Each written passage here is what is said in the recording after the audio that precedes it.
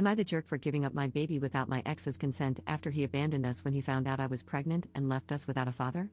Posted by you/much comment 1327. I, 32F, had a baby boy when I was 16. Yes, I know how that sounds. No, we weren't careful. Judge me all you want on that front, I've dealt with that for years. Mike, 33M, was my boyfriend then, and when I found out about my pregnancy, he disappeared with help from his family. Something future college star something.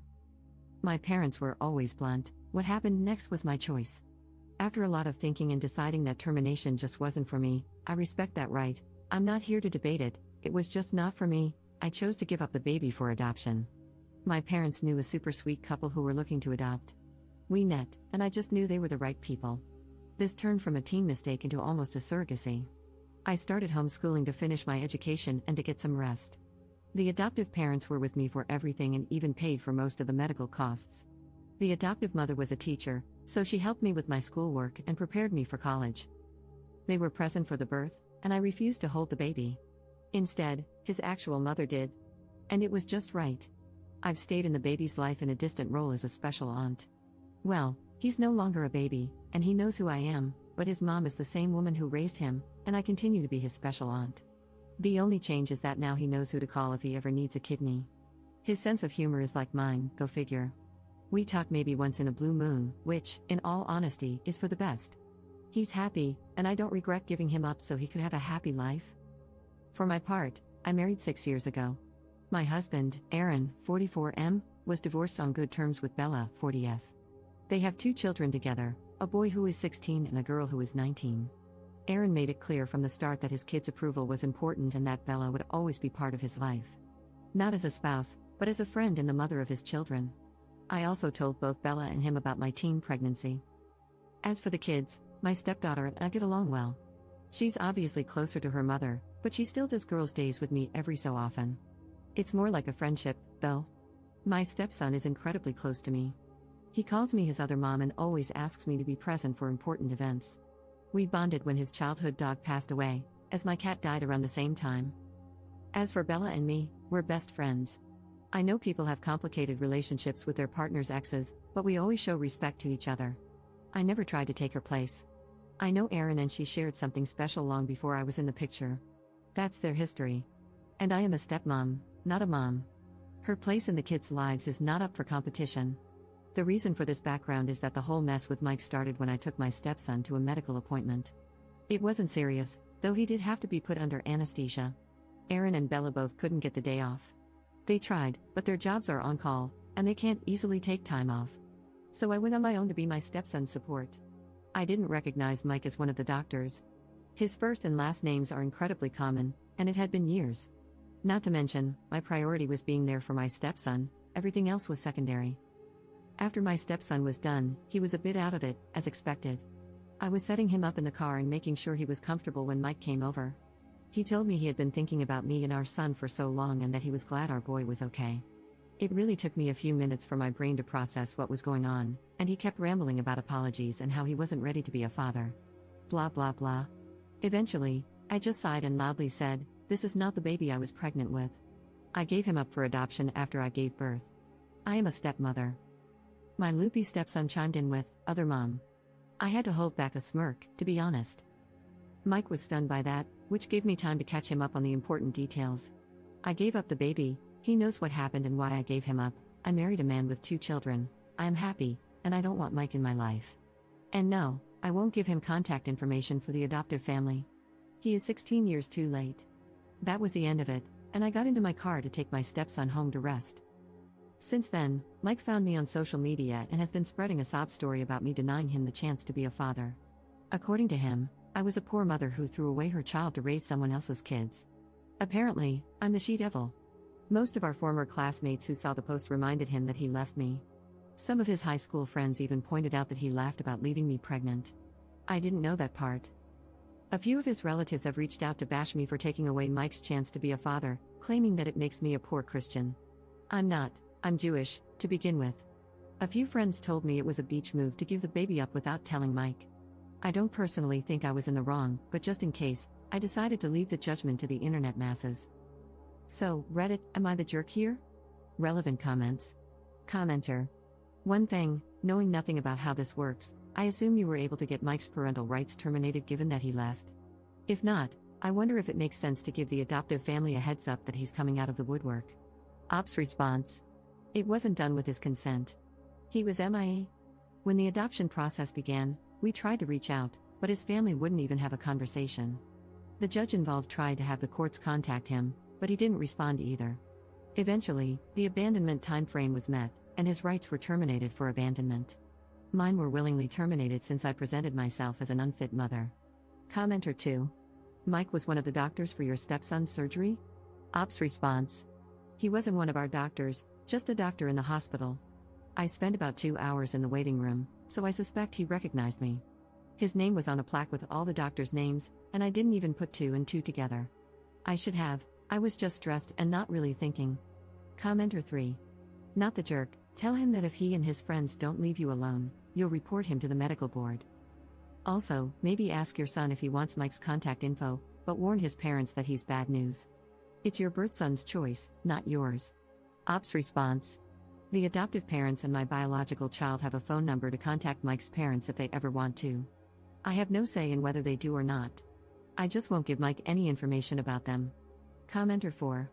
These people are absolutely psycho and need to be blocked yesterday. Your bio kid might decide for himself to try and find his bio dad one day, but it's your job to defend his privacy until then, and to make sure his decision is informed, that he knows his bio dad is a complete jerk. Ops response. I told him everything when his parents decided it was time to tell him who I really was.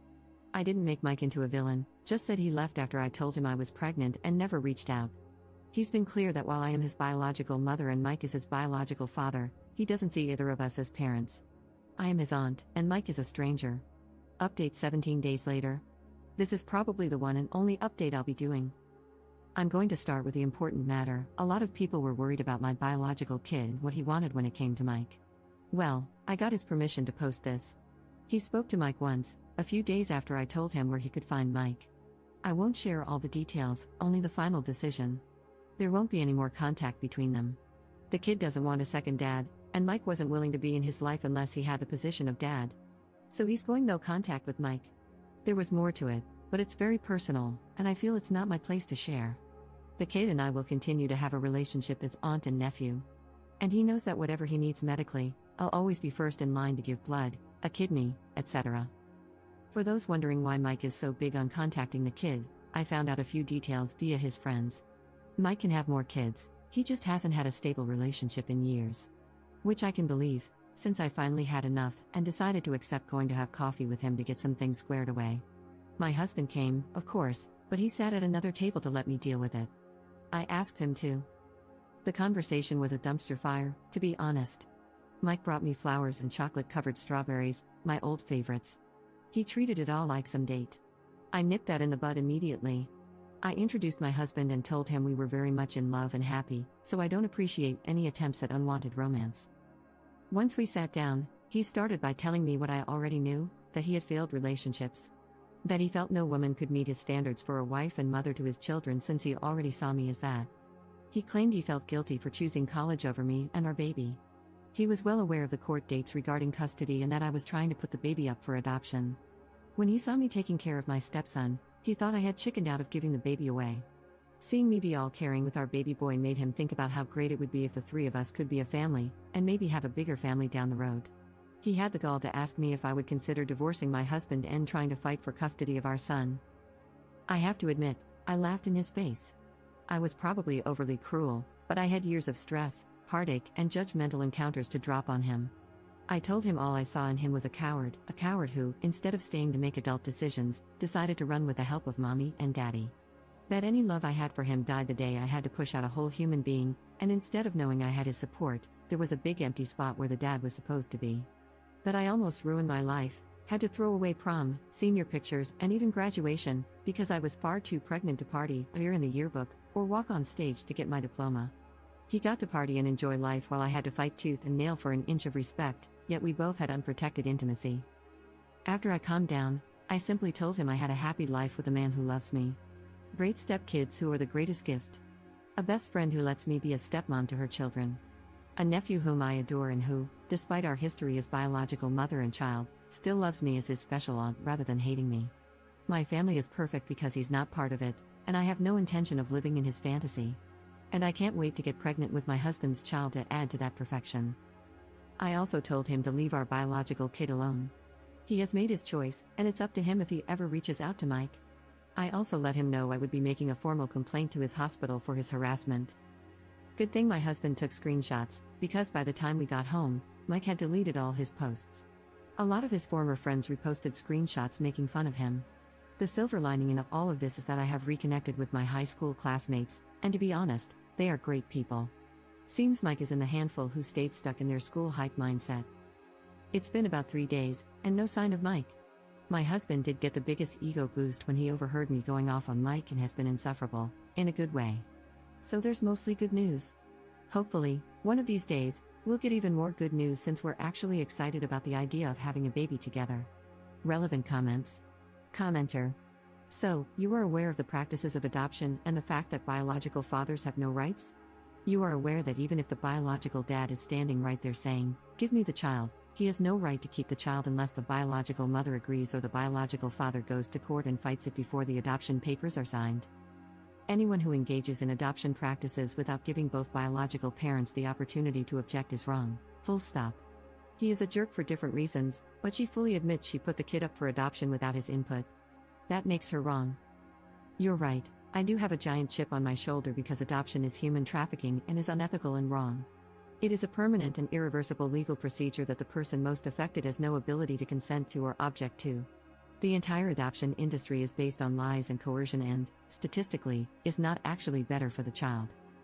She was absolved for making a unilateral decision because the other parent also sucks, but I won't give that to her. 2 wrongs don't make a right, and she absolutely, all day every day, was wrong for not getting his consent before giving up his child. Ops response. Tell me, oh wise one, how the hell was I supposed to get his input when he fled to another state without contacting me, the court, or even his own high school buddies? Would it have been better if I had terminated the kid? Saved myself the trouble? Should I have ditched him in a river and let wolves raise him, Jungle Book style? Or oh wait, let me guess, I should have raised him in squalor with what little I could make, with no education, no stability, and just pray that one day my sweet Mike would return to save us. Screw off, no kid deserves that crap. He has been loved since the day he came into this world by 2 people who would move earth and sky to ensure he had the best education, the best opportunities, and the best future they could provide, things I couldn't even imagine providing when I was 16. If Mike had really wanted the baby and said so, I would have happily given him custody. If he had wanted to co-parent with all the responsibilities that come with it, dividing costs, providing stability, planning ahead, I would have been 100% on board. But no, he left, he escaped. He chose to disappear. Fine, then I, the person who couldn't run, made the decisions on my own. That's life, honey. Get used to it. You don't get a prize for running away and coming back when the game is almost done. Commenter 2.